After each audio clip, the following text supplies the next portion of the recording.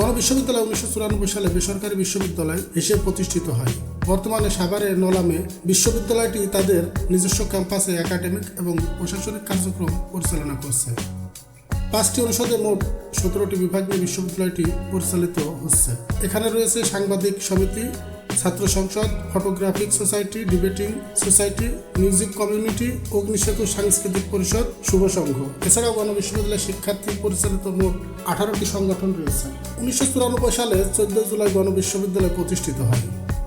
গণস্বাস্থ্য কেন্দ্র নামের বেসরকারি দাতব্য সংস্থা এটি প্রতিষ্ঠা করে। গণবিশ্ববিদ্যালয় বিশ্ববিদ্যালয় মঞ্জুরি কমিশন কর্তৃক স্বীকৃত এবং বাংলাদেশ সরকারের শিক্ষা মন্ত্রণালয় কর্তৃক অনুমোদিত। এখানে স্বাস্থ্য সম্পর্কিত প্রধান কোর্সগুলো Bangladesh medical and dental council BMDC এবং স্বাস্থ্য পরিবার কল্যাণ মন্ত্রণালয় কর্তৃক অনুমোদিত। রাষ্ট্রপতি ও বিশ্ববিদ্যালয়ের আচার্য কর্তৃক নিয়োগকৃত উপাচার্য হিসেবে দায়িত্ব পালন করছেন অধ্যাপক ডক্টর আবুল হোসেন।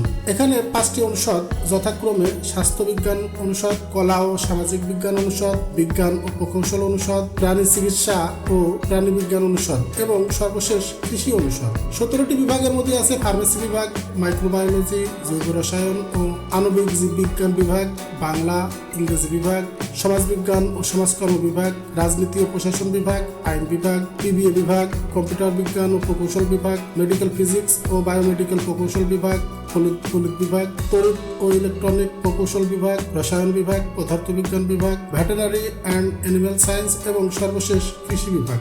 গণবিশ্ববিদ্যালয় ছাত্র সংসদ খুবই কার্যকরী একটি ছাত্র সংসদ, যার সংক্ষেপ নাম গকসু। গণবিশ্ববিদ্যালয় কেন্দ্রীয় ছাত্র সংসদ। গকসু হল গণবিশ্ববিদ্যালয়ের শিক্ষার্থীদের সর্বোচ্চ প্রতিনিধিমূলক সংগঠন। শিক্ষার্থীদের একাডেমিক, সাংস্কৃতিক, ক্রীড়া ও কল্যাণমূলক কার্যক্রম পরিচালনার উদ্দেশ্যে গকসু প্রতিষ্ঠিত হয় 2013 সালে। এর সংবিধান সর্বশেষ প্রণীত হয় 2012 সালে। ভাষা আন্দোলন এবং বাংলা ভাষার উন্নয়নের সঙ্গে সম্পর্কিত 4 জন বিশিষ্ট ব্যক্তিকে সম্মাননা দিয়েছে গণবিশ্ববিদ্যালয়। তারা হলেন ভাষা সৈনিক আব্দুল মতিন, বিচারপতি মোহাম্মদ হাবিবুর রহমান, বদরুদ্দিন ওমর এবং ডক্টর হালিমা খাতুন। এছাড়াও বিশ্ববিদ্যালয়ের 30 বছর পূর্তি উপলক্ষে মুক্তিযুদ্ধ অন্যান্য অবদানের জন্য 33 জন বিশিষ্ট ব্যক্তিকে সম্মাননা ও উপহার দেওয়া হয়।